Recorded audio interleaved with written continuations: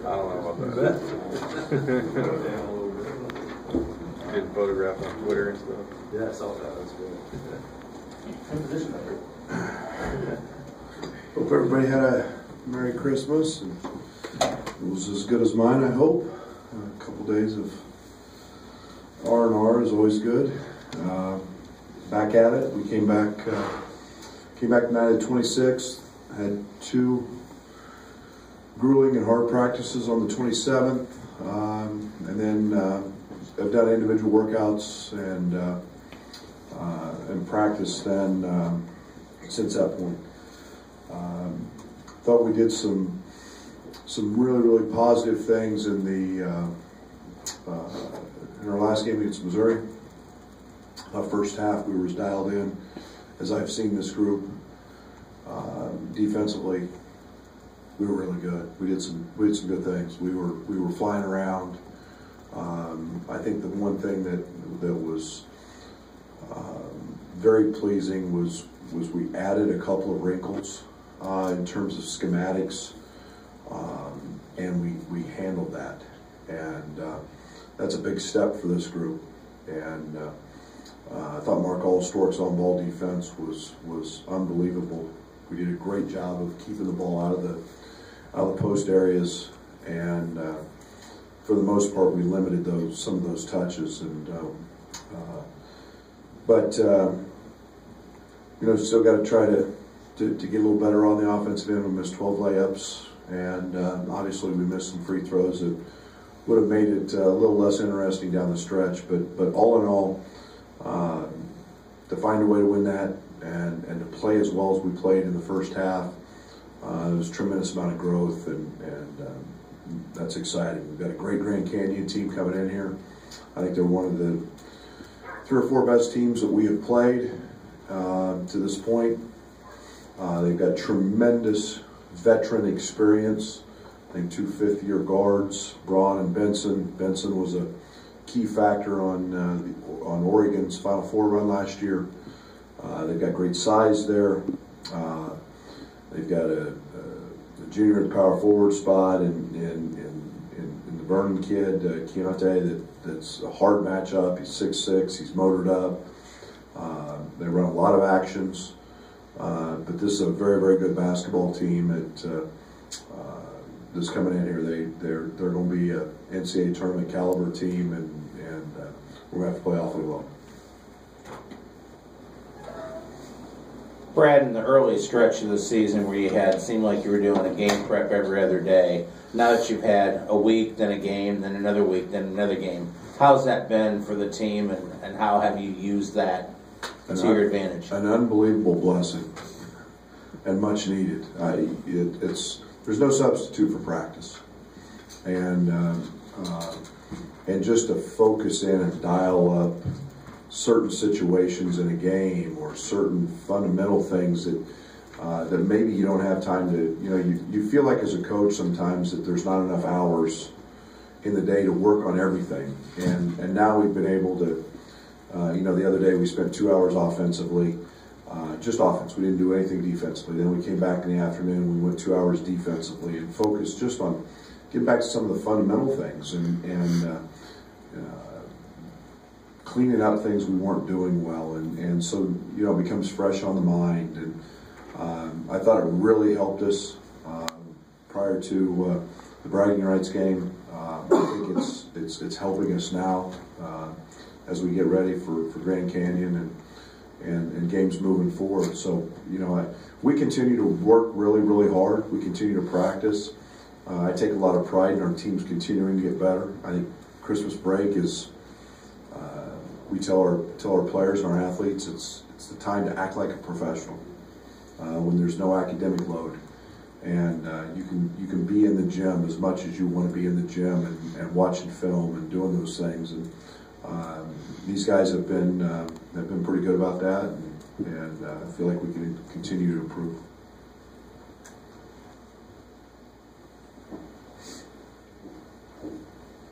For Trent to kind of shoulder a lot there down the stretch against Missouri. I think maybe it was building to that, but just maybe the last 3 or 4 games, have you seen a different side of him where maybe he's taken that on as a challenge or accepted that he's maybe going to be that guy?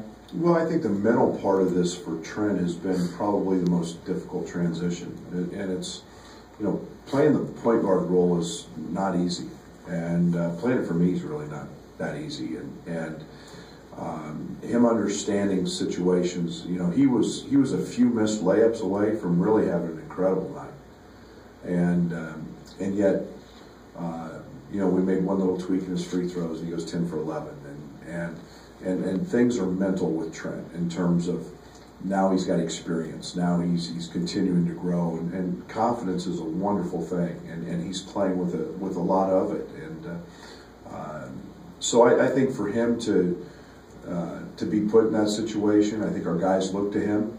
They know he can make plays.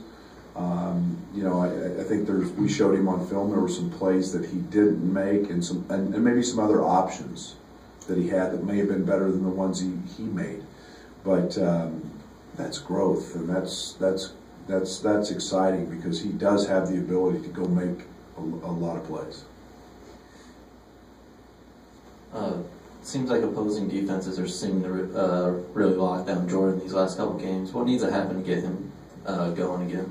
Well, I think the one thing that is there's a tremendous amount of positive when teams want to lock him down, because that creates space, and space is a wonderful thing for offensive basketball. And when you can space the floor with shooters, and it makes everybody's job a little better. So in essence, you pick your poison. You got Trent on the ball, you've got Mark Smith shooting the cover off of it. Now you get AJ and Mark Smith spaced and Finke, and now you got problems with Leron. You double Leron, and who you going to double off of, and so those things become nice problems. I'm not worried one lick because he just made about 17 in a row yesterday in practice. Do we have to maybe run a few more things to get him shots? We'll see.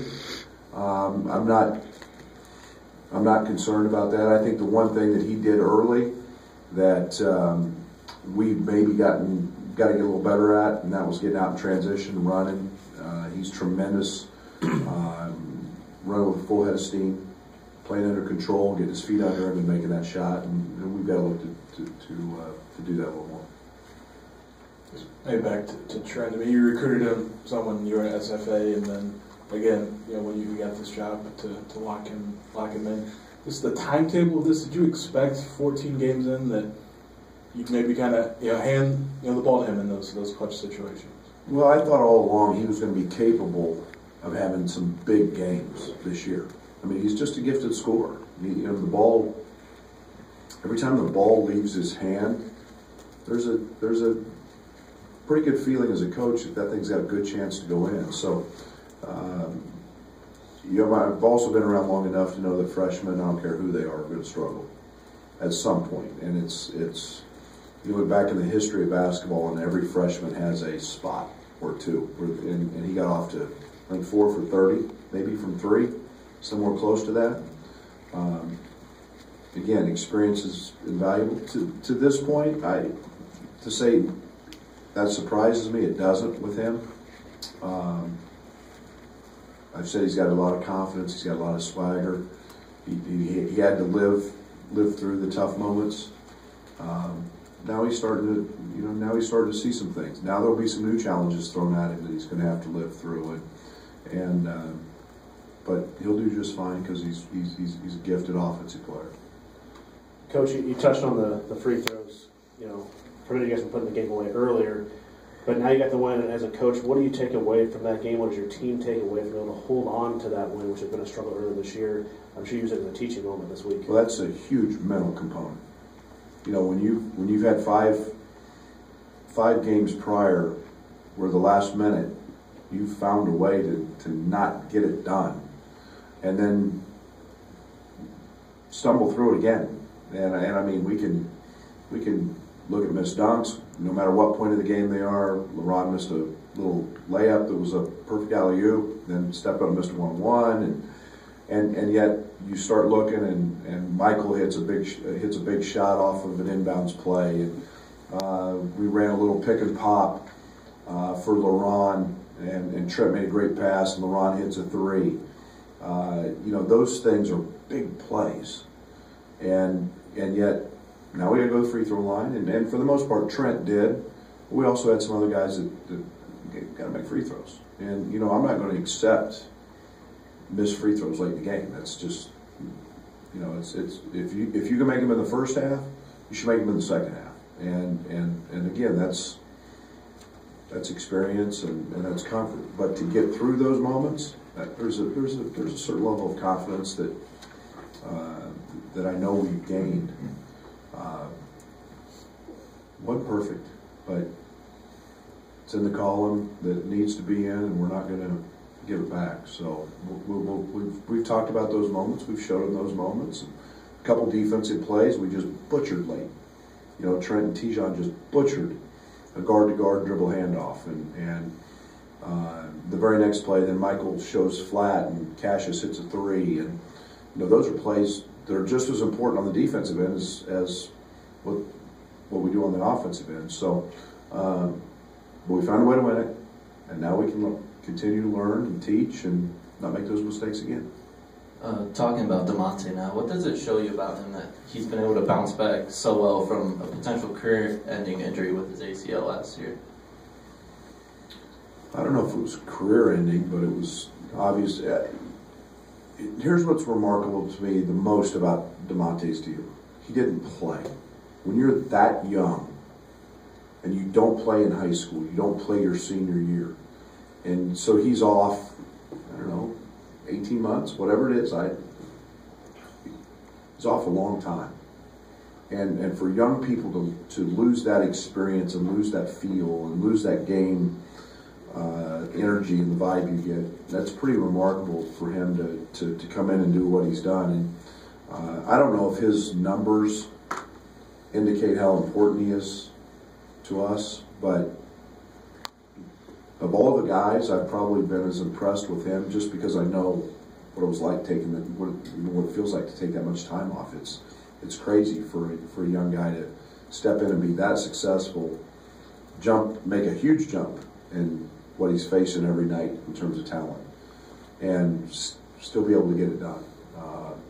And he's still, he's probably getting now as close to 100% as he's been at any point.